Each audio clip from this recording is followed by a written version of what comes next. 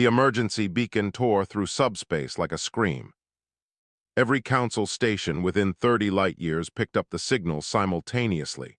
Harmony 7's central command chamber erupted into chaos as species representatives rushed to their terminals. The Krillian scientist Voron's 4 eyes widened as he processed the incoming data streams. "Impossible," he whispered in his clicking language. His translator chip converted the words for the assembled delegates. "The energy signature reads at 4.7 exawatts. Nothing in our databases comes close."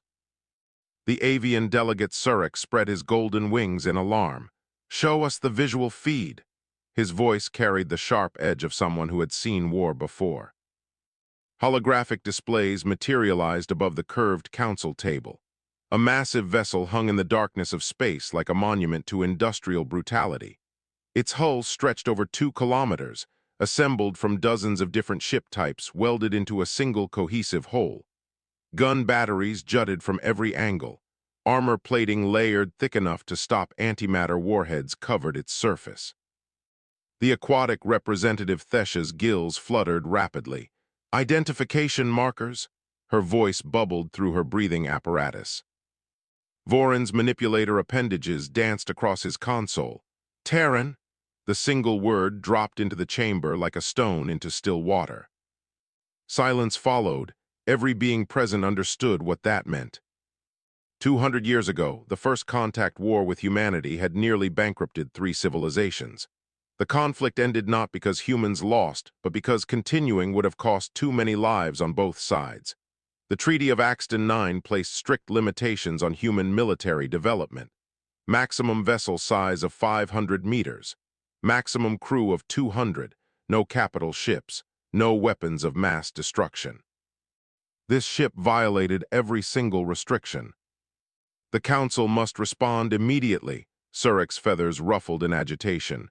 "This is an act of war." "We don't know that yet." Thesha's voice remained calm despite her rapid gill movement. "Perhaps there's an explanation." The insectoid delegate Churix clicked his mandibles together thoughtfully. "We placed those restrictions for good reason." His compound eyes reflected the holographic display. "Humans during the war showed adaptability we had never encountered. They learned our tactics faster than we could develop new ones. They turned our own technology against us. They never surrendered even when defeat seemed certain. Which is precisely why we must act decisively." Surik stood from his perch. "Before they become too strong to contain." Voron continued scanning the vessel. "I'm detecting power fluctuations consistent with faster-than-light drive warm-up. The ship is moving." He paused as new data scrolled across his screens. "Heading toward Harmony 7. Current speed suggests arrival in 43 hours. Battle stations," Surik's wings spread wide, "mobilize the defense fleet." "Wait," the human ambassador Roy stepped forward from his observation position. His weathered face showed genuine confusion. "I need to contact Earth immediately. Our government has no knowledge of this vessel. I guarantee it." Churix turned his bulbous head toward Roy. "You expect us to believe your people built something this massive without official sanction? I expect you to give us time to investigate before starting another war." Roy's voice carried the weight of someone who had lived through the first conflict. "Whatever this ship is, it didn't come from any registered human shipyard." Thesha raised a webbed hand. "We should attempt communication. Violence should be our last resort." "The treaty is clear." Surik's talons gripped his perch. "Any violation justifies immediate action." Voron's equipment beeped urgently. "I'm receiving a transmission." He activated the audio feed. Static filled the chamber for several seconds. Then a voice emerged, distinctly human but carrying an accent none of them recognized. It sounded rough, shaped by years in harsh environments. "This is HMCS Defiant requesting permission to approach Harmony 7. The voice belonged to a woman. Her tone remained steady and professional.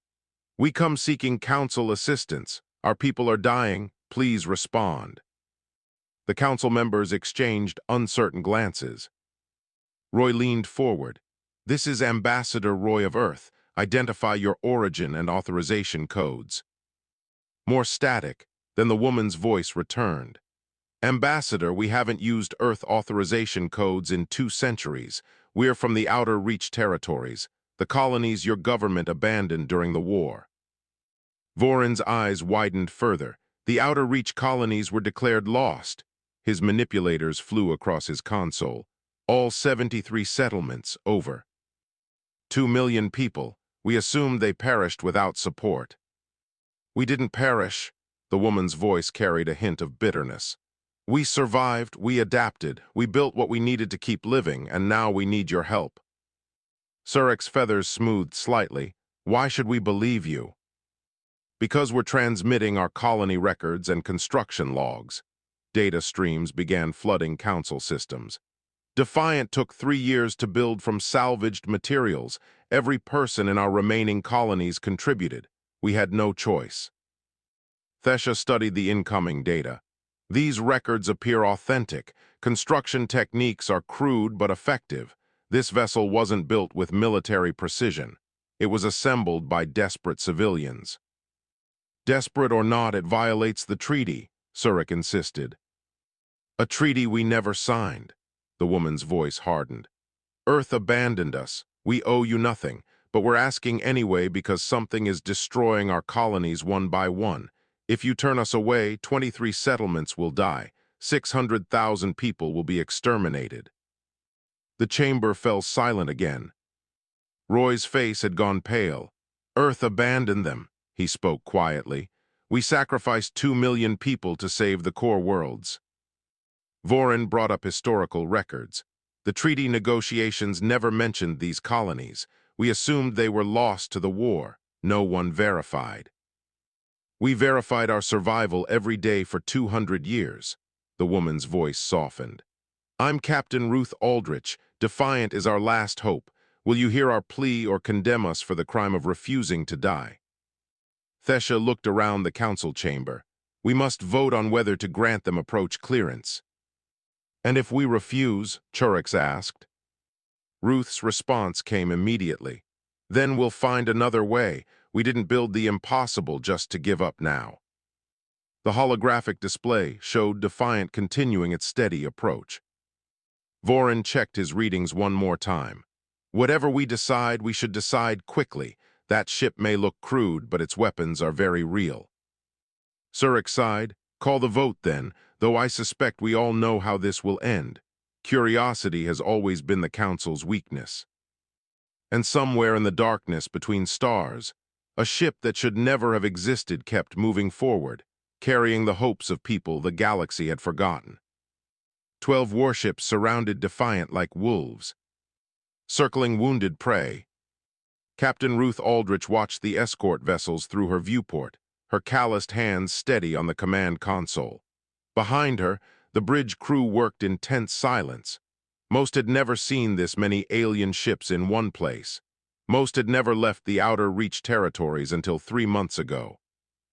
Escort Commander is hailing us again. Her communications officer spoke with a thick frontier accent. Same message. Weapons must stay offline or they'll fire. Ruth nodded. Acknowledge and comply. We didn't come this far to start shooting. She turned to her chief engineer, Betty. How are the power cores holding? Betty wiped grease from her weathered face. All 6 reactors running stable. It's a miracle they're still synchronized. She laughed without humor. Course, this whole ship is a miracle or a disaster, haven't decided which yet. The Council's terms had been simple. Defiant could approach Harmony 7 under armed escort. Any aggressive action would result in immediate destruction. Ruth had accepted without hesitation. Her people needed help more than they needed pride. Through the viewport, the massive space station grew larger. Harmony 7 dwarfed even Defiant. Hundreds of vessels docked at its arms. Thousands of beings lived and worked in its rotating sections. It represented everything the Outer Reach colonies lacked: resources, safety, connection to the greater galactic community. We're receiving docking coordinates, the communications officer announced. Bay 47, they want us to send a shuttle with you and senior staff only. Ruth straightened her worn uniform. Assemble the team. Betty, you're with me. Bring the colony records and attack footage. It's time they saw what we've been facing. 30 minutes later, Ruth walked through Harmony 7's gleaming corridors. Her boots left scuff marks on floors that probably cost more than her entire colony's annual budget. Alien beings of dozens of species stopped to stare at the rough-looking humans. Some whispered behind translator chips. Others simply moved away. The Krillian scientist Vorin met them at the council chamber entrance. His 4 eyes studied Ruth with open curiosity. "Captain Aldrich, I am Vorin. I've been analyzing your ship's construction. Fascinating work." "Desperate work," Ruth corrected. "We built what we needed to survive, nothing more." "Perhaps," Vorin's manipulators gestured for them too. "Follow, but you achieved what our best engineers would consider impossible. 6 different reactor types synchronized into one power grid. Weapons systems from 4 different technological generations operating in concert. The mathematical probability of that configuration working is 0.003%. Betty grinned. "We don't do math, we do what works." The council chamber opened before them. Representatives from 30 species sat in a curved arrangement. Human Ambassador Roy stood near the center, looking uncomfortable. The avian Surik perched highest, golden feathers catching the light. Thesha the aquatic delegate floated in her specialized tank. Churix the insectoid remained motionless except for his constantly moving mandibles. Ruth stepped forward. She had faced worse than politicians. She had watched colonies burn. "Captain Aldrich," Thesha spoke first, her voice gentle through the breathing apparatus. "Please explain your situation. We have seen your preliminary data. Now we need the full truth." Ruth activated the holographic projector Betty handed her. Images filled the chamber. Outer Reach colonies spread across 12 star systems. Small settlements clinging to harsh worlds. Mining operations, farming domes, orbital stations. 200 years of human determination captured in snapshots. "After Earth abandoned us during the first contact war, we had 2 choices." Ruth's voice carried to every corner of the chamber. "Die or adapt. We chose adaptation." More images, humans working in vacuum suits, children being taught in makeshift schools, families celebrating births and mourning deaths. "For 2 centuries, we survived on our own. We shared resources between colonies. We developed technologies suited to our needs. We built a culture around independence." The images shifted. Now they showed destruction, colonies reduced to debris fields. Evacuation ships torn apart, bodies floating in space. The council members shifted uncomfortably. 3 years ago they arrived. Ruth's jaw tightened. "We call them harvesters. They appeared without warning at our furthest colony, Mandel's Hope, population 43,000. The hologram showed sleek vessels unlike anything in council databases. They ignored all hails, all peace offerings, all surrender attempts. The footage showed weapons firing, matter disintegrating at molecular level. 18 hours after they arrived. Mandel's Hope ceased to exist. Silence filled the chamber. Ruth continued, her voice harder now. They hit another colony 4 months later, then another 3 months after that. Always the same pattern. Arrive, ignore communication, destroy everything, leave. No survivors, no wreckage worth salvaging, just empty space where people used to live. "How many colonies have you lost?" Roy asked quietly. 24, Ruth met his eyes. "From 47 down to 23, over 1.4 million people dead. We tried everything, evacuation, defense, hiding, nothing worked." She gestured to the hologram. "So we built Defiant. Every remaining colony contributed. Materials, expertise, people, 3 years of constant construction. We poured everything we had into this one desperate gamble." Surik's wings rustled. "What do you expect us to do?" "Help us fight," Ruth said simply. "Or at least warn the council worlds, because the harvesters aren't stopping. Our analysts tracked their trajectory. They're heading toward council space. We're just in their path." Vorin's manipulators moved rapidly across his console. "Show me the attack patterns again." He studied the data streams, his eyes widened. "These energy signatures, I've seen references to them before in old Krillian archives." He looked up at the council.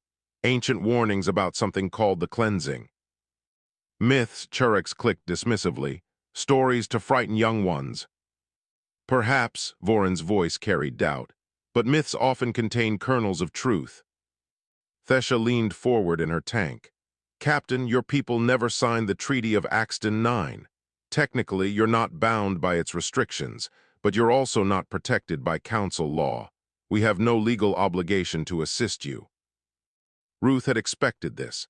I know, but I thought maybe moral obligation might count for something. You forgot us. We understand. War makes people do terrible things, makes them abandon inconvenient colonies to save convenient ones. She looked at Roy. No judgment. We probably would have done the same, but we're here now, asking for help, not demanding, not threatening, just asking. The council members exchanged glances. We need time to deliberate, Surik announced. Of course, Ruth nodded. But while you deliberate, remember this. Harvesters don't care about treaties or politics or legal obligations. They care about destruction, and they're coming. She turned and walked out, her team following. Behind her, the council erupted into heated debate. In the corridor, Betty put a hand on Ruth's shoulder. That went better than expected. At least they didn't shoot us. Ruth allowed herself a small smile. Day's not over yet. They made their way back to the shuttle. Above them, Defiant waited. Improbable, impossible, and utterly necessary. Back in the chamber, Voron pulled up more ancient Krillian texts. The warnings spoke of cyclical purges, species tested and found wanting. And somewhere in the darkness between stars, harvester ships continued their methodical approach toward inhabited space. Metal groaned under stress as Voron's inspection team stepped through Defiant's main airlock. The Krillian scientist had seen vessels from hundreds of species across thousands of worlds. None prepared him for what waited inside the human ship. Corridors patched together from mining equipment. Life support systems jury-rigged from atmospheric processors designed for different purposes entirely. Lighting strips salvaged from derelict stations. Everything functional, nothing elegant. Welcome aboard, Betty greeted them with a grease-stained grin. Try not to touch anything that's sparking. Probably won't kill you, but we'd rather not find out. The inspection team included military observers from 6 species. Each carried scanning equipment. Each had orders to assess threat levels. Voron suspected most of them expected to find a weapons platform disguised as a colony ship. What they found instead was a home. Crew quarters lined the starboard section, small rooms holding personal belongings, photographs of families, children's drawings taped to walls. One cabin displayed a carefully tended plant in a recycled container. Another held musical instruments from a dozen human cultures. How many crew? The avian military observer asked. 847, Betty replied. From 19 different colonies, some lost their homes to harvesters, others volunteered. All of them believed building this ship was worth 3 years of their lives. They moved deeper into the vessel. The engineering section sprawled across 3 decks. Reactor cores hummed at different frequencies, creating an oddly harmonious sound. Betty explained how they had synchronized 6 completely incompatible power systems through a combination of mathematical modeling and trial and error. You're saying you guessed? The observer's translator chip made his shock clear. We prefer the term educated experimentation. Betty patted a power conduit affectionately. Besides, it worked. That's what matters in the outer reach. Results, not credentials. Voron studied the reactor configuration with growing amazement. His people would have declared this design impossible, required too many variables to align perfectly. Yet here it functioned, stable and efficient. How many attempts before you achieved synchronization? 17, Betty's grin faded. Lost 11 good people in the failures. Reactor breaches are messy, but attempt 18 worked. We've been running smooth for 22 months now. The inspection team fell silent. 11 deaths, the cost of desperation. They entered the mess hall next. Crew members of all ages gathered there, some eating, others playing games or reading. A group of children sat in one corner while an older woman taught them mathematics using holographic projections. The projector flickered occasionally but held steady. "You brought children?" The aquatic observer's gills fluttered rapidly. "Had no choice," a crew member responded. "Harvesters don't discriminate by age. Kids on colonies die same as adults. Least here they have a chance." He gestured to the teaching session. "Plus, we figured running from death shouldn't mean stopping education. Teacher used to run the school on New Providence Colony before harvesters turned it to dust." Vorin noticed the walls held memorials, names etched into metal plates, hundreds of them. "These are people we lost," Betty said quietly. "To harvesters, to accidents during construction, to sickness we couldn't treat because we lack proper medical facilities. We remember them all. It's why we keep fighting." The military observers scanned weapon systems next. Railguns built from mining equipment. Missile batteries assembled from 3 different technological generations. Point defense systems that looked like they had been welded together by someone working in the dark. Yet all of it operational, all of it deadly. "Your weapons are outdated by Council standards," the insected observer noted. "But they work," Betty countered. "We tested them on asteroids, on derelict hulks, on target drones we built ourselves. They'll put holes in harvester ships same as fancy Council weapons. Maybe not as efficiently, but we didn't build Defiant to win beauty contests." Vorin requested to speak with Captain Ruth privately. She met him in her quarters, a small space containing a desk, a bed, and little else. Maps of outer reach territories covered one wall, each lost colony marked with a red line through its name. "You wanted to talk," Ruth gestured to a chair. Vorin settled his bulky frame carefully. "I need to understand something. Your people survived 200 years of isolation, built functioning societies, developed technologies. Why risk everything on this journey? You could have fled deeper into unexplored space." Ruth was quiet for a moment. "Because running forever isn't living, it's just dying slowly." She pointed to the map. "These colonies represent 2 centuries of human determination, every child born out here, every structure built, every problem solved. That's our legacy. Harvesters want to erase it. We refuse to let them. Even if seeking our help means revealing your existence to species who once went to war with humanity." "Especially then," Ruth met his four-eyed gaze. "Fear kept us isolated, pride kept us quiet, but watching colonies die taught us something important. Survival isn't about being the strongest or the smartest. It's about being willing to ask for help when you need it, even from former enemies." Vorin's manipulators curled thoughtfully. "Your ship violates every restriction in the Treaty of Axton 9. Some council members want it dismantled, want your crew arrested." "I know," Ruth showed no fear. "But I'm betting enough of them remember what isolation costs. What abandonment means. We're not asking for charity. We're offering partnership against a threat that won't stop at outer reach borders." "The harvesters." "Yes," Ruth pulled up data on her desk display.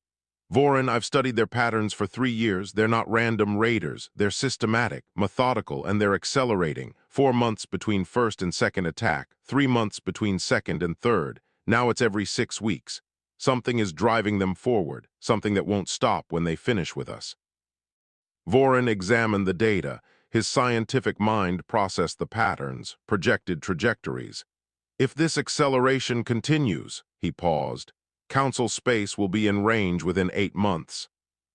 "Closer to 6, Ruth corrected. "We didn't come just to save ourselves, we came to save everyone, because out in the outer reach we learned something Earth forgot. Something the Council never knew." She stood. "We learned that survival is a community effort, that walls between people are luxuries desperate folks can't afford." The inspection team reconvened in Defiant's main hangar. Each member compiled reports. Vorin knew most would recommend caution, recommend treating this ship as a threat. He would recommend something different.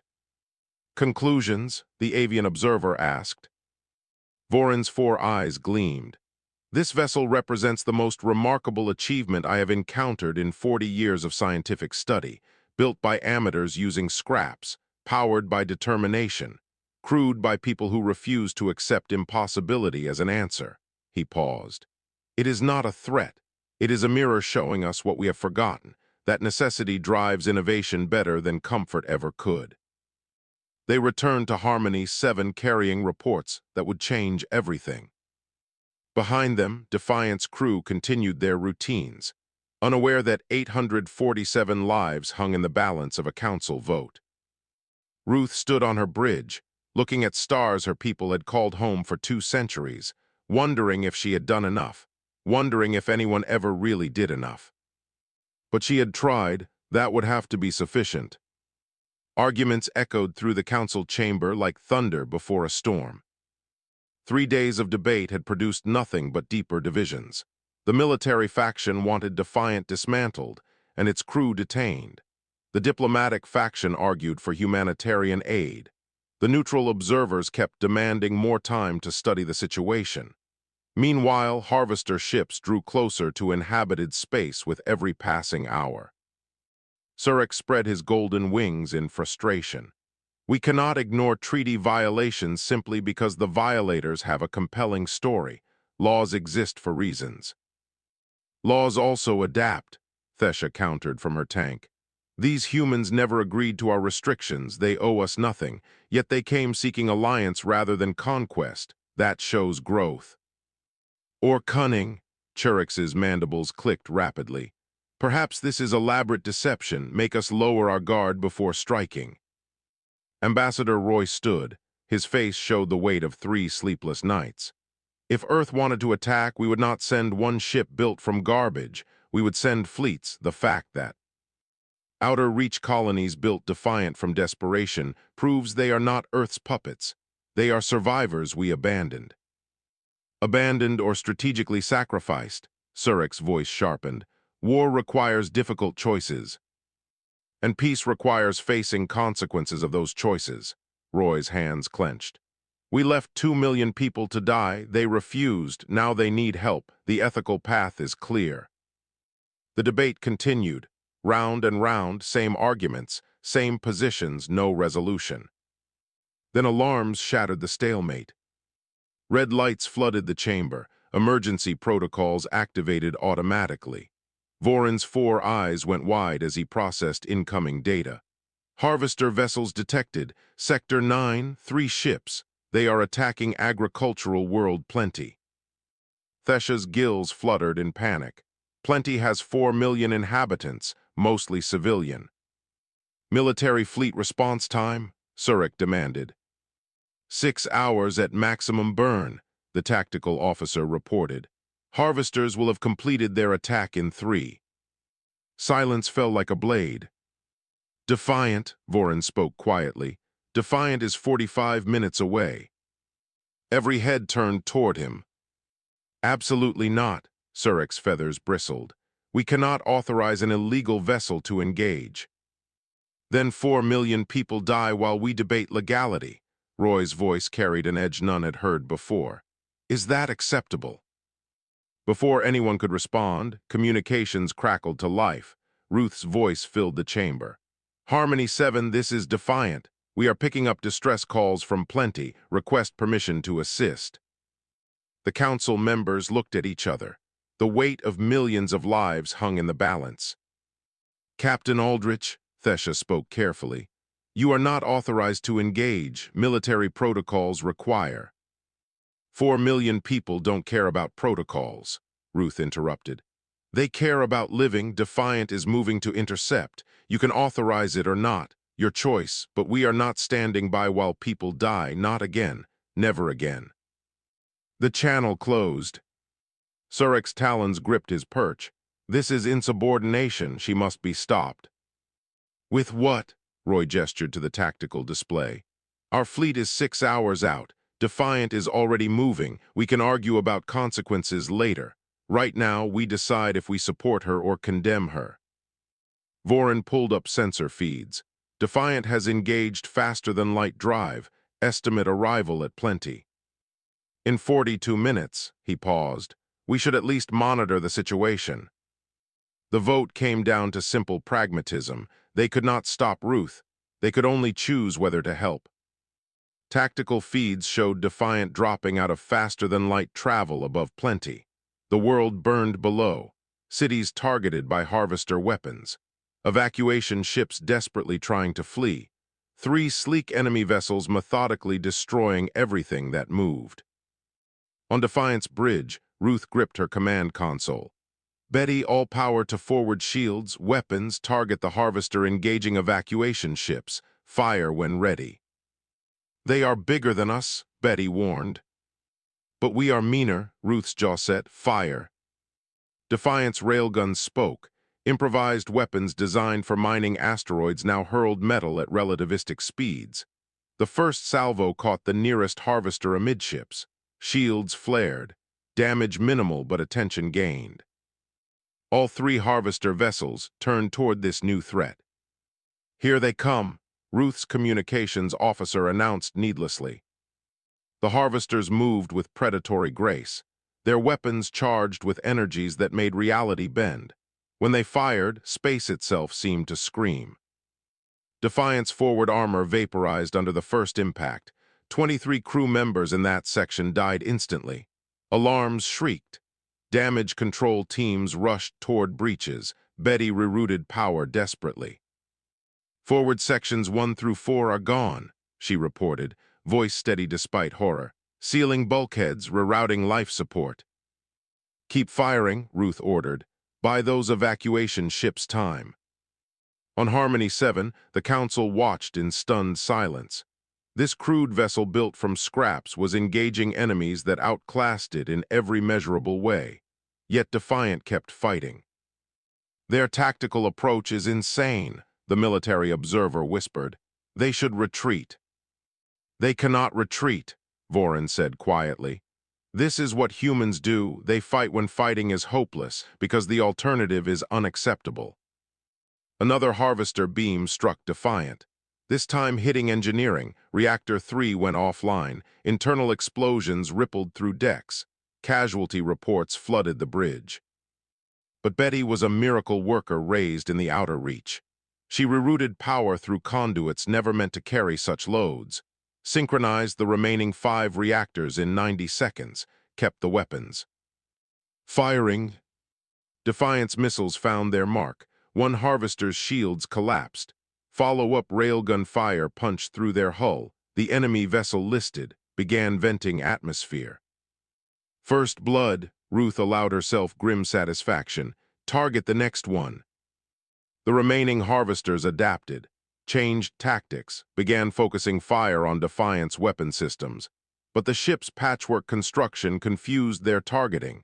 Every section built differently. No standardization, no predictable weak points. They struggled to find vital systems. Council fleet arriving in 3 minutes, communications reported. Evacuation ships reaching safe distance, Tactical added. 60% of population secured. Ruth nodded. Then we have done what we came to do. Another impact rocked the ship. Betty, can we keep fighting? For about 2 more minutes, Betty laughed. It sounded slightly hysterical. Then things get interesting. The Council fleet emerged from faster-than-light travel. 12 warships, proper military vessels with trained crews and standardized weapons. They engaged the harvesters with devastating efficiency. The enemy vessels retreated. 1 destroyed, 2 damaged, mission failed. Defiant hung in space like a broken sculpture. Hull breached in 40 locations, fires burning in 6 sections, 89 crew members dead, 156 wounded, but still operational, still broadcasting, still Defiant. Ruth slumped in her chair. Damage report. Extensive. Betty wiped blood from a cut on her forehead. But we are still here, ship is still here, we won. On Plenty below, 2.4 million people owed their lives to a vessel that should never have existed, crewed by people the galaxy forgot. In the council chamber, Surek's wings drooped. Call the vote, he said quietly. Grant them emergency aid, they earned it. The vote was unanimous. Vorin watched Defiant through sensor feeds. This impossible ship, this testament to human stubbornness. Prepare medical and engineering teams, he ordered. Those brave fools are going to need all the help we can provide. And in the wreckage of Defiance Bridge, Ruth allowed herself one moment of relief before the next crisis, because she knew this was just beginning. The harvesters would return. But now humanity would not face them alone. Repair drones swarmed over Defiant's hull like mechanical insects, healing a wounded. Giant Council engineering teams worked alongside Betty's crew, species who had never collaborated before sharing tools and techniques. A Krillian technician showed a human how to seal breaches using molecular bonding. A human welder taught an avian how to jury-rig power conduits under combat conditions. Necessity bred cooperation faster than any treaty. Ruth floated through the medical bay in zero gravity, checking on her wounded. 89 empty beds haunted her. 89 names to add to the memorial wall, but 156 crew members would recover. 2.4 million civilians lived because of their sacrifice. You should rest, Vorin found her near the intensive care ward. You have been awake for 47 hours. I will rest when my people are safe, Ruth's exhaustion showed in every word. All of them on this ship and in the outer reach. The Krillian scientist's 4 eyes studied her. The council vote was unanimous, full support authorized, medical supplies, weapons, engineering assistance, everything you requested. And the treaty, Ruth asked. Suspended, Vorin's manipulators gestured expressively. Events have forced reconsideration. Your people proved something important, that restrictions born from fear serve no one. He paused. Also, we decoded more harvester communications. You were right. They are coming for council space. Plenty was merely a test. Ruth pulled herself to a viewport. Outside, Harmony 7 bustled with activity, fleets assembling, supplies being loaded, diplomats from hundreds of worlds coordinating defense strategies. A test we barely passed. But passed nonetheless. Vorin joined her at the window. And now we prepare together, as allies rather than suspicious neighbors. 3 days later, the council convened again. This time, Ruth stood before them not as a supplicant, but as an equal. Her uniform was new, provided by council resources. But she wore her old boots, the ones that had walked Defiant's decks during construction. Captain Aldrich, Thesha's voice carried warmth. Our analysts have studied harvester patterns extensively. We believe we understand their purpose. Holographic displays materialized, showing harvester movements across known space, attack patterns, communication intercepts. Vorin had worked with cryptography specialists from 6 species to crack the alien language. They are not invaders in the traditional sense, Vorin explained. They are evaluators testing civilizations for worthiness. Worthiness for what? Ruth asked. Alliance, Churix's mandibles clicked. Our translations suggest harvesters represent a multi-galactic collective. They seek species capable of defending against greater threats. Those who resist effectively earn consideration. Those who fail are eliminated as liabilities. Roy leaned forward. So the first contact war, the outer reach survival, Defiance construction, all of it was being watched. Precisely, Vorin confirmed. Humanity's tenacity during the war impressed them. Your survival afterward impressed them more, and Defiant's sacrifice at Plenty sealed their interest. He pulled up a new transmission. They sent this message directly to Harmony 7 this morning. The Harvester communication played. Alien symbols translated to common language. Humanity has proven worthy through centuries of determination, the species that refuses death, that builds hope from desperation, that sacrifices for strangers. These qualities are required for what approaches. We offer alliance, technology, protection, in exchange for joining the defense network, respond within 10 solar cycles. Silence filled the chamber. What approaches? Ruth's voice cut through the quiet. They will not elaborate, Vorin admitted. Only that threats exist beyond our current understanding, dangers that dwarf anything we have encountered.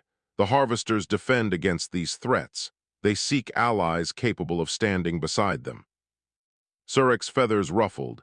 This seems convenient. Attack us. then offer salvation, classic manipulation. Perhaps, Thesher agreed, or perhaps they genuinely test through combat, seeking resilience, adaptability. She looked at Ruth, qualities humans possess in abundance. The council debated for hours. Fear fought with curiosity. Suspicion battled hope. Finally, they reached consensus, accept the Harvester offer, but on their terms, maintain independence while joining the larger alliance, learn their technology while preserving their own identities. Ruth transmitted the response herself. "This is Captain Ruth Aldrich speaking for humanity and the Galactic Council. We accept your alliance, not as subordinates but as partners. We will stand with you against whatever threatens the galaxy, but we stand as ourselves, diverse, independent, united by choice rather." Force.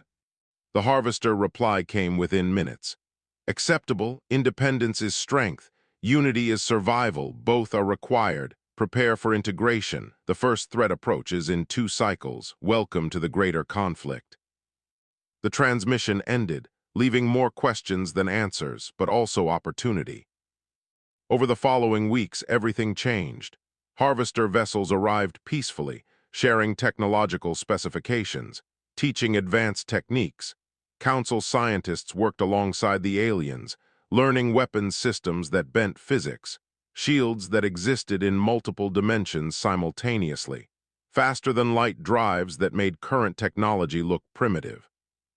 Betty integrated new systems into Defiant with characteristic irreverence. Fancy council tech meets outer reach engineering. She grinned while installing Harvester shield generators alongside the old patchwork armor. This is either brilliant or catastrophic. It was brilliant. Defiant became something unique, a fusion of desperation and sophistication, ancient mining equipment working in harmony with technology from the stars. The ship that should never have existed becoming symbol of what cooperation could achieve. Ruth led the first joint mission, Defiant and 12 council vessels escorting Harvester guides toward the outer reach, bringing aid to the surviving 23 colonies, medical supplies, construction equipment, defensive platforms, hope. On the bridge, her crew now included 6 species. Vorin served as chief science officer, a Krillian who had learned to appreciate human stubbornness, an avian pilot who had overcome fear to respect courage, an aquatic engineer who had discovered that different did not mean lesser. "Captain," communications called, "we are receiving greetings from New Providence Colony. They are asking if this is real, if help has actually arrived." Ruth smiled, first genuine smile in 3 years. "Tell them yes, help has arrived. They are not alone anymore. None of us are." Defiant jumped to faster-than-light travel, leading the convoy toward forgotten colonies, toward people who had survived because surrendering was not in their nature. Behind them, Council space buzzed with activity, fleets being reorganized, alliances being strengthened. The Treaty of Axton 9 was officially dissolved, replaced by the Alliance Accords, recognizing humanity as full partners, acknowledging that strength. Came in many forms. In the Memorial Bay, 89 names joined thousands of others, people who died so others could live. Ruth stood before the wall. "We did it," she whispered. "We survived, we found allies, we built something impossible." She touched a name, a friend from childhood. "You would be proud." The ship hummed around her. 6 reactors synchronized. Council technology and human ingenuity merged. Crew members from across the galaxy working toward common purpose. Defiant, the ship that was never supposed to exist, built by people who were supposed to die, crewed by survivors who refused to quit. Now leading civilization toward an uncertain future, armed with unity, determination, and the simple truth that sometimes the impossible is just the improbable that nobody stopped. The galaxy had changed, not through conquest but through courage, not through fear but through hope, and somewhere in the darkness between stars, greater threats waited. But they would not face them alone.